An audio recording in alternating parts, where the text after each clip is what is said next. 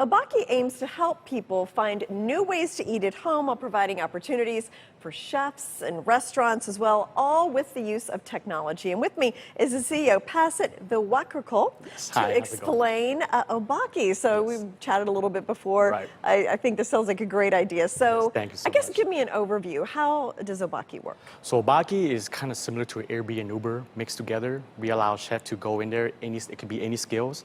They sign up profile, and once they create a profile, people can book them by their specialties, the way they cook. They can also host their location as well, so people can go eat at their location. Or if you want to spice them up, have a party, you can book them over and they can cook for you. Yeah, and you were saying you could also book like entertainment. Right, you can also book live band. You could also sleep at their place if they host their bed as an Airbnb. It's a unique way to make more incentive for the cooks and chefs as well. Yeah. And I know you kind of have a bigger mission too of Right. helping people, Right. helping restaurants. Right. I mean, we've been through, a Right. global pandemic. Yes. I mean, explain how the company can work to help people. See, Jane, when I was there in Thailand in early 2020, I've seen companies and restaurants booming. And overnight, it just completely changed. Right. And most of these people, what they do is they cannot go back because of high rent costs. And no one's going to set up traditional restaurant anymore. So if we find a way of what if we can host, they can host their locations and make incentive out of it, which minimize huge amount of costs for them. And they can put the money back to their pocket. And what we also help is that we allow chefs kind of like Uber and Airbnb to make their own incentive, be your own boss kind of way. Because right now, these days, about 50% of Thailand is self-employed, which is crazy. That's and interesting, yeah, yeah. that's during 2020, Jane. Imagine the number now of how much it is.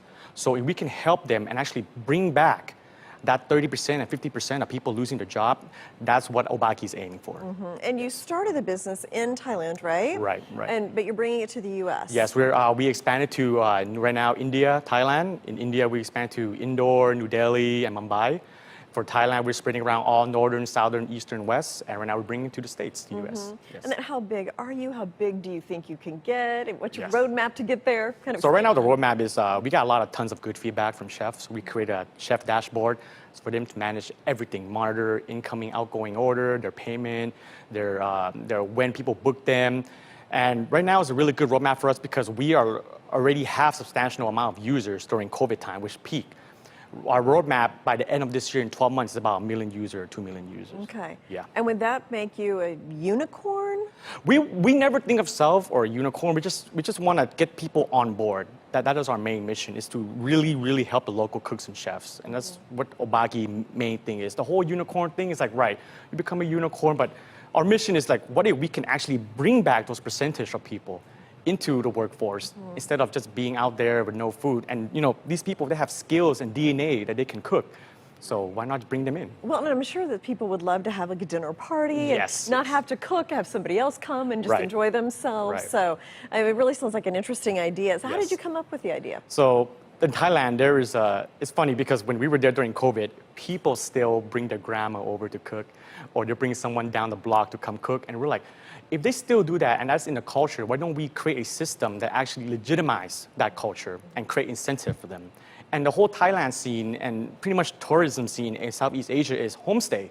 Foreigner will come to homestay, they will sleep with some random family, and the family will cook for them. So that's a spark of idea. Right? Oh, interesting. Yes. Now, are there any other apps doing this? There is other app, but they're mostly kind of like local chefs creating food and deliver to people, but never the authentic feeling of the chefs coming to you or you going to the chefs. Interesting. Right. So that's how you differ from Yes. some of the other kind of food Yes, yes. preparation apps Yes, out there. yes.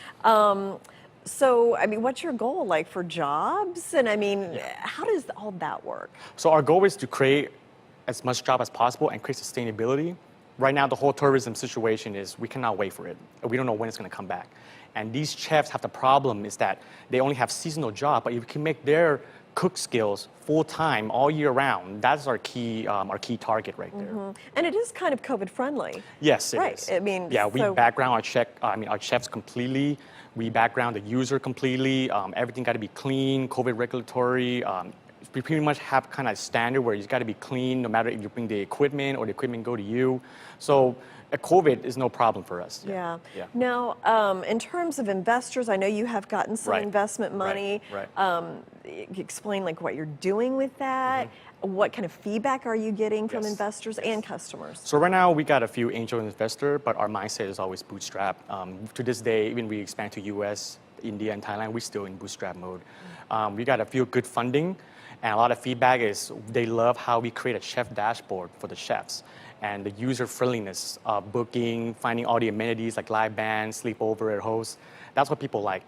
Our money right now, the goal is to raise 950K, which is going toward marketing, finding key players and pinpoint to actually go into deep dive into Thailand and India more better, and even US.